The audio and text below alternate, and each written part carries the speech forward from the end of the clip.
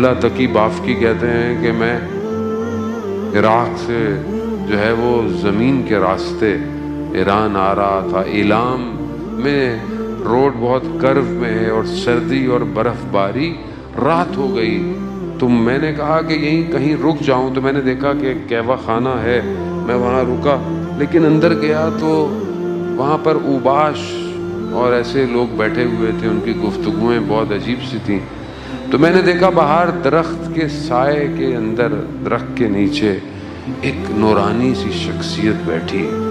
مجھے انہوں نے میرے نام سے پکارا, کہا کہ تقی ادھر آ جاؤ, وہ جگہ تمہارے لیے مناسب نہیں ہے. میں آ گیا. ساری رات گزر گئی, مجھے سردی کا احساس نہیں ہوا.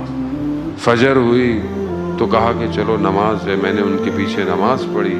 جیسی ہلکی ہلکی روشنی پھوٹنے لگی تو میں ان کے ساتھ چلنا شروع ہوا.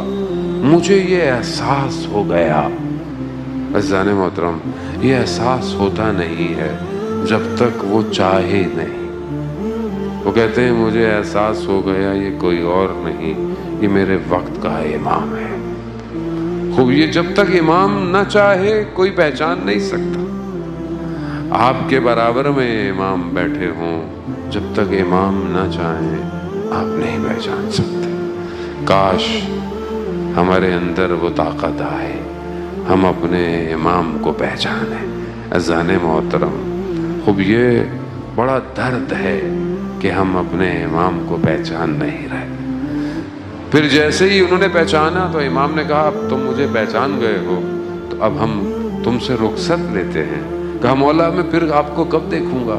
کہا تم کم جب آؤ گے تو وہاں تم سے ملاقات ہو, اور سبزوار میں بھی تم ملو گے, ہم تم سے. 2 جگہ کا کہا, چلے گئے. یہ بڑے شوق سے, محبت سے, ایک تڑپ سے کم پہنچے.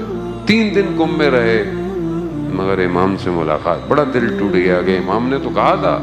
جیسے ہی سبزوار پہنچے, ابھی اسی سوچ میں تھے کہ میں امام کو دیکھوں, تو ہاتھ آیا اور دیکھا کہ امام ہے. کہا مولا آپ نے تو کہا تھا کم میں ملیں گے, مگر میں نے کم میں آپ کو نہیں دیکھا. تو امام فرماتے ہیں حرم سے باہر جب ایک خاتون تم سے ایک مسئلہ پوچھ رہی تھی اور تم سر جھکائے کھڑے تھے, ہم تمہارے برابر میں کھڑے تھے. اللہ اکبر. مجھے نہیں پتا, میں نہ جانے کب کوئی غلطی کر رہا ہوں, میرے برابر میں